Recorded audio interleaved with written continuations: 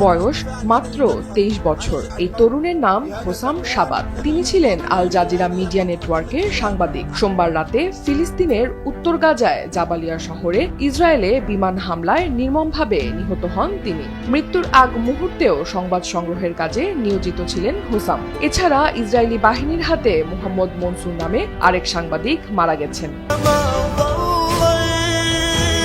হোসামের social media platform Instagram ও x হ্যান্ডেলে প্রায় 8 লাখ অনুসারী ছিল। হোসামের মৃত্যুর পর তার টিম থেকে সামাজিক মাধ্যমে একটি পোস্টে জানানো হয়, হোসামের টিম বলছি, আমরা তার শেষ বার্তাটি শেয়ার করছি। এরপর নিচে হোসামের বার্তাটি তুলে ধরা হয়।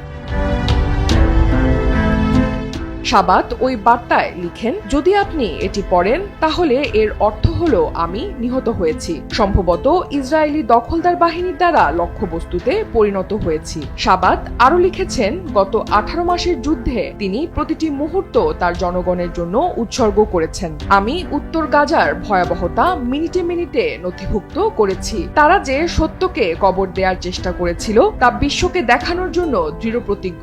আমি ফুটপাতে, স্কুলে, তাঁবুতে, যেখানেই পারি ঘুমিয়েছি। প্রতিটি দিন ছিল বেঁচে থাকার লড়াই। আমি মাসের পর মাস ধরে ক্ষুধা সহ্য করেছি, তবুও আমি কখনো আমার জনগণের পক্ষ ত্যাগ করিনি। আল্লাহর কসম, একজন সাংবাদিক হিসেবে আমি আমার কর্তব্য পালন করেছি। সত্য প্রকাশের জন্য আমি আমার সবকিছু ঝুঁকির মুখে ফেলেছি। এখন অবশেষে আমি বিশ্রামে আছি, এমন বিশ্রাম যা আমি গত 18 মাসে করিনি। আমি সাংবাদিকতা করেছি কারণ আমি ফিলিস্তিনিদের স্বার্থে বিশ্বাস করি। আমি বিশ্বাস করি এই ভূমি আমাদের এবং এটিকে রক্ষা করতে, এর জনগণের সেবা করতে গিয়ে মৃত্যুবরণ করা আমার জীবনের সর্বোচ্চ সম্মান। আমি এখন তোমাদের কাছে অনুরোধ করছি, গাজা নিয়ে কথা বলা বন্ধ করো না, বিশ্বকে চোখ ফিরিয়ে নিতে দিও না। লড়াই চালিয়ে যাও, আমাদের গল্প বলতে থাকো যতক্ষণ না ফিলিস্তিন স্বাধীন হয়।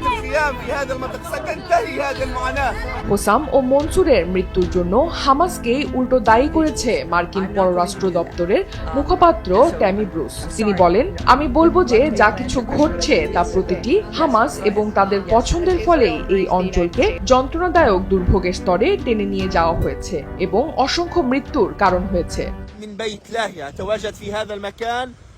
সোমবার গাজায় ইসরায়েলি প্রতিরক্ষা বাহিনীর হাতে ফিলিস্তিনি সাংবাদিক হোসাম শাবাত ও মোহাম্মদ মনসুরের হত্যার নিন্দা জানিয়েছে এবং তাদের ইচ্ছাকৃতভাবে লক্ষ্যবস্তু করা হয়েছে কিনা তা নিয়ে স্বাধীন আন্তর্জাতিক তদন্তের আহ্বান জানিয়েছে কমিটি টু প্রোটেক্ট জার্নালিস্টদের সংগঠন।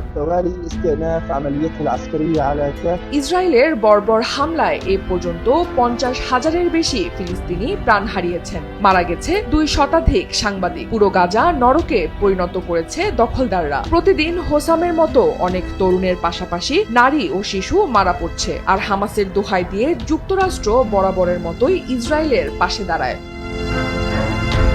অনন্যা দাস, দেশ টিভি।